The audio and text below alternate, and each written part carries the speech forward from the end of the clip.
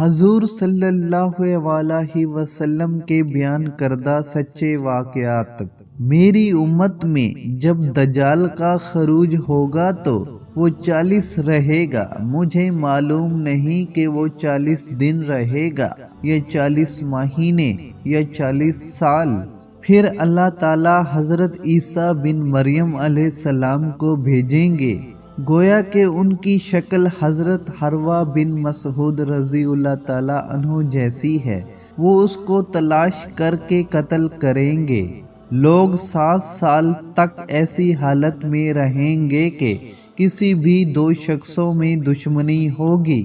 پھر اللہ تعالیٰ ایک ہوا چلائیں گے تو ہر وہ شخص جس کے دل میں ایک ذرہ برابر بھی ایمان اور خیر ہوگی، وہ روح زمین پر باقی نہ رہے گا بلکہ اس کی جان نکال لی جائے گی۔ حتیٰ کہ اگر تم میں سے کوئی پہاڑ کے درمیان بھی گھس جائے تو وہ وہاں بھی پہنچ جائے گی اور اس کی جان قبض کر لے گی اور باقی شریر لوگ بچ جائیں گے۔ پرندے کے ہلکے پن اور درندوں کی سوچ کی طرح جو کسی کو نیکی نہ پہنچاتے ہوں گے اور کسی برائی کو برا نہ سمجھتے ہوں گے، تو ان کے پاس آدمی کی شکل میں شیطان آ کر کہے گا کہ تم حیا کیوں نہیں کرتے ہو؟ تو وہ کہیں گے تو پھر ہم کیا کریں؟ تم ہمیں کیا حکم دیتے ہو؟ ان کو شرک میں مبتلا کرنے اور عبدل و دوزکی بنانے کے لیے بت پرستی کا حکم دے گا۔ وہی اس حالت میں رزق میں ہوں گے اور حسن و معیشت میں ہوں گے۔ پھر سور پھونکا جائے گا تو جو بھی سنے گا وہ کبھی ادھر گردن موڑے گا، کبھی ادھر گردن موڑے گا۔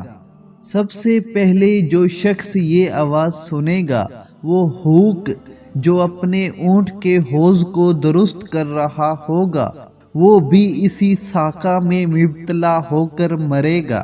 اور دوسرے لوگ بھی پھر اللہ تعالیٰ بارش برسائیں گے جس کی شکل سایہ کیسی ہوگی، اس سے لوگوں کے اجسام اگیں گے۔ پھر دوسری مرتبہ سور پھونکا جائے گا تو لوگ زندہ ہو کر دیکھنے لگیں گے۔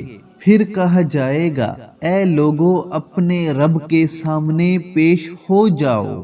اے فرشتو ان لوگوں کو میدان محشر میں ٹھہراؤ، ان سے حساب ہوگا۔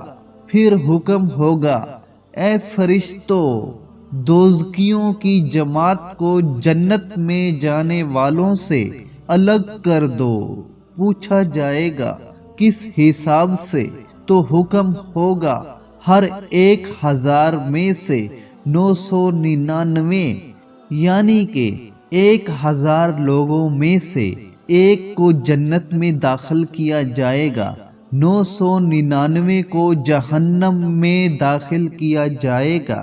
حضرت محمد صلی اللہ علیہ وسلم فرماتے ہیں یہی دن ہوگا جو خوف کے مارے بچوں کو بوڑھا کر دے گا، اور یہی دن ہوگا جس میں اللہ تعالیٰ کی پنڈلی کی سجدہ کرنے کے لیے تجلی فرمائی جائے گی۔